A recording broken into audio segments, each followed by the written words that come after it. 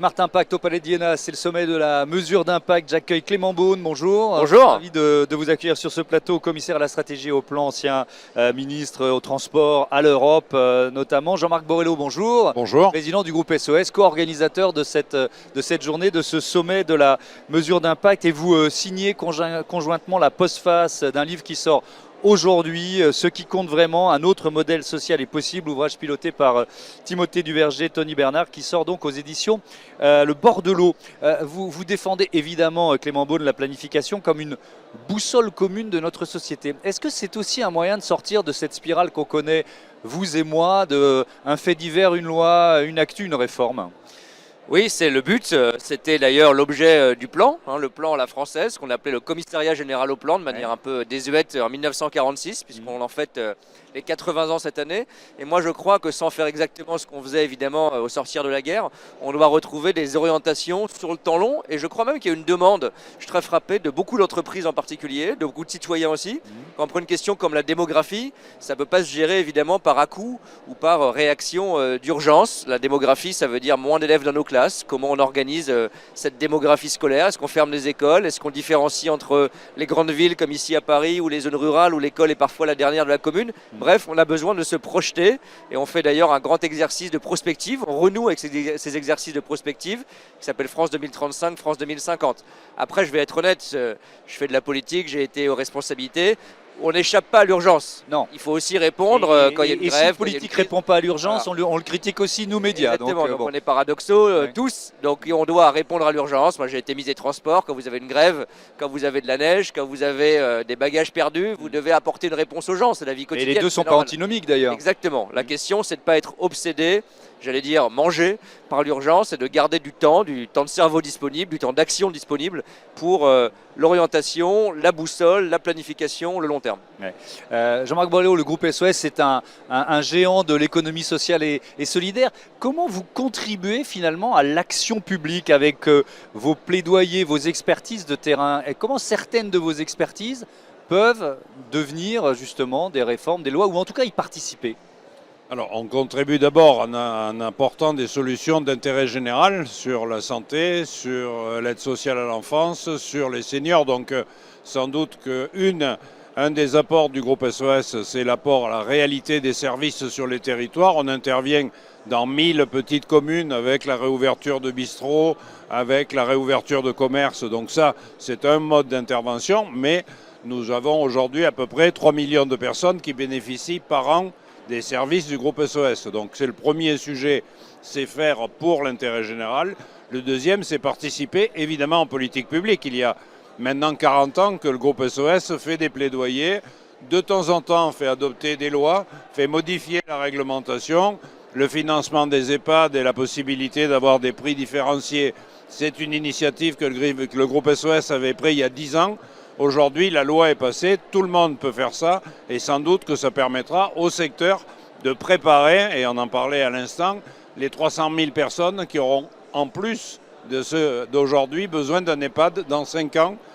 Pour avoir un EHPAD dans 5 ans, il faut le construire maintenant. Donc on ne peut pas attendre qu'on ait 300 000 personnes de 85 ans de plus pour prévoir la prise en charge des aînés dans ce pays. Ouais. Clément Beaune, le fait de s'appuyer justement sur l'expérience d'acteurs de terrain associatifs ou de l'économie sociale et solidaire, ou même des entreprises privées, est-ce que c'est une façon de rendre l'action publique plus efficace ou l'euro public plus efficace, puisqu'on les cherche, les euros publics en ce moment? Oui, vous avez raison. D'abord, c'est d'essayer de planifier. Alors, ça paraît des grands mots, mais c'est très concret. C'est ce que dit Jean-Marc Borrello. Si on ne sait pas combien il y a de gamins dans les classes ou de gamins qui commencent l'école primaire dans 5 ans, ou si on ne sait pas combien il y a de personnes âgées dépendantes dans 5 ans, on ne peut pas évidemment construire ou reconvertir parfois des équipements publics, que ce soit des écoles, des EHPAD, des crèches, des gymnases, des centres sportifs. Voilà. Donc, on a besoin de chiffres tout simplement pour s'organiser. Et là, vous avez besoin, par nos interrompre, des associations ou des acteurs acteurs de Alors, terrain pour faire remonter ces données? Absolument. Ouais. Moi, j'ai demandé d'ailleurs à mes équipes, beaucoup plus qu'on le faisait,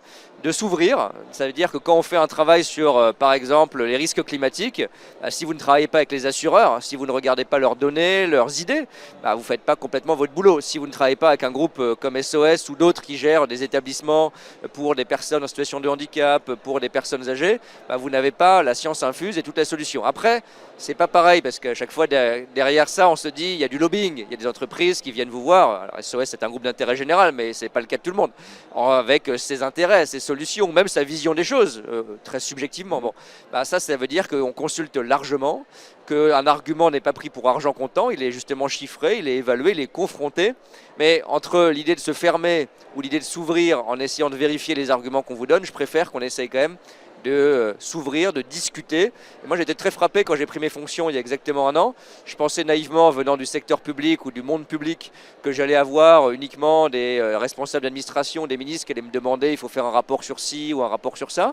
Et en fait, ce sont quasiment que des grandes entreprises, ou des plus petites d'ailleurs, innovantes, qui disent sur le véhicule autonome, on a besoin de savoir où on va. Ouais. Sur l'énergie, on a besoin de savoir où on va. Sur le monde de la dépendance, on a besoin de savoir où on va. Sur le prix du médicament, on a besoin de savoir où on va. Et donc, il y a beaucoup d'acteurs privés qui en fait demandent aussi parce de la que planification. Période est plutôt à l'instabilité politique. Donc, oui, peut-être. Alors, il y a un petit manque de visibilité de ce côté-là. Je le souhaite. Mais bon, en tout cas, on a besoin de se projeter. Ouais. Est-ce que vous vous considérez, Jean-Marc Borrello, comme une sorte de laboratoire de temps en temps? C'est-à-dire pour se dire, vous n'êtes pas là pour ça, mais notre activité permet aussi de tester ce qui marche ou ce qui ne marche pas, et de se dire tiens, ça on va le laisser de côté et mettre le paquet sur ce qui marche, quoi. Alors ça, il nous arrive très, très régulièrement de laisser de côté ce qui, et puis de toute façon de laisser de côté ce qui ne marche pas, et surtout nous sommes à l'écoute des populations les plus précaires, qui sont souvent des signaux faibles de ce qui attend la majorité de la population. Et l'avantage d'une maison comme SOS qui gère à la fois de l'aide sociale à l'enfance, des seniors, des hôpitaux, de la culture, de la transition éco, c'est que quelquefois on aperçoit des conséquences dans un secteur qu'on n'avait pas prévu. Il y a 10 ans, nous avons alerté le fait que dans nos hébergements d'urgence, on avait 30% de gamins qui sortaient de l'aide sociale à l'enfance et qui se retrouvaient à la rue à 18 ans et un jour. Il se trouve qu'il n'y avait pas eu de statistiques ou d'études faites sur le devenir des enfants de l'aide sociale à l'enfance. Si 30% d'entre eux se retrouvaient à la rue à 18 ans, c'est qu'il y avait un problème de fonctionnement. Ça permet là aussi de faire avancer les choses et puis objectivement, les sujets sociaux, ils évoluent. C'est-à-dire que ce qu'on faisait avant pour les personnes à la rue ne correspond plus à la population de gens qui sont à la rue aujourd'hui. Il y a 40 ans, quand on hébergeait des personnes à la rue, c'était souvent des quinquagénaires un peu alcoolisés qui arrivaient l'hiver, qui repartaient au beau jour. Aujourd'hui, on a plus de la moitié des gens qui ont moins de 25 ans, qui n'ont pas d'emploi, qui sont à la rue, femmes seules, femmes avec enfants. Évidemment que les institutions, elles doivent évoluer. Et pour évoluer, il faut mesurer l'impact des différentes politiques publiques, comme on mesure l'impact des entreprises privées, y compris dans le cadre de l'impact ancré. Est-ce que Clément Beaune, l'impact social, il est plus difficile à mesurer que l'impact économique ou pas?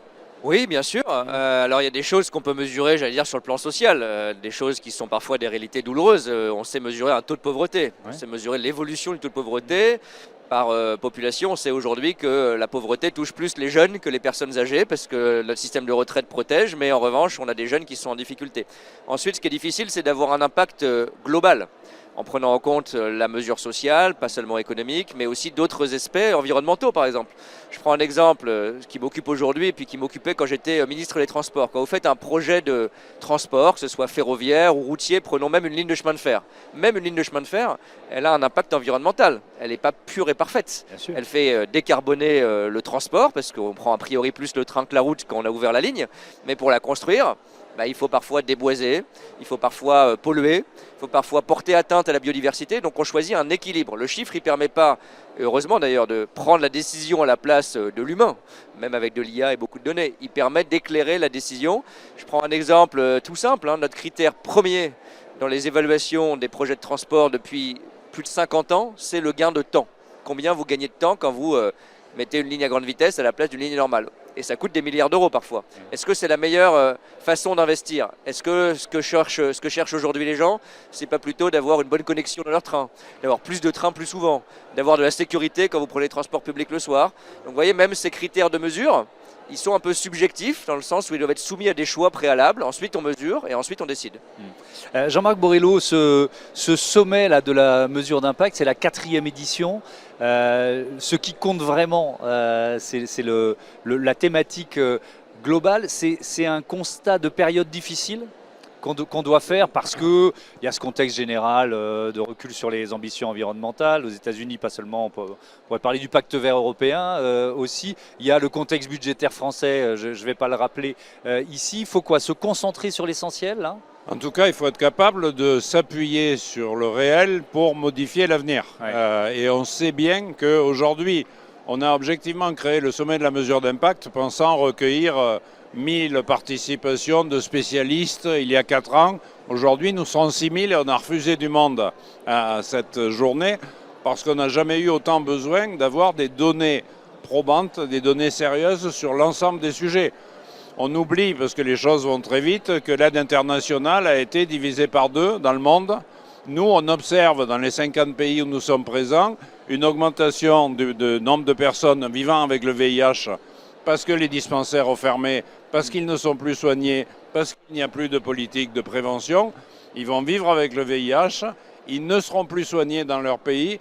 On aura un jour des gens qui viendront taper à la porte parce que l'Europe continuera à soigner le VIH comme on l'a connu il y a 40 ans, à l'époque où l'épidémie est née. Donc les conséquences majeures, indépendamment des dizaines de milliers de morts d'une décision de M. Trump qui a fini par être oublié devant la cascade de décisions surprenantes qui ont suivi et qui ont lieu aujourd'hui, il faut mesurer l'impact pour pouvoir dire aujourd'hui, voilà ce que ça va donner pour les années à venir d'avoir diminué l'aide internationale.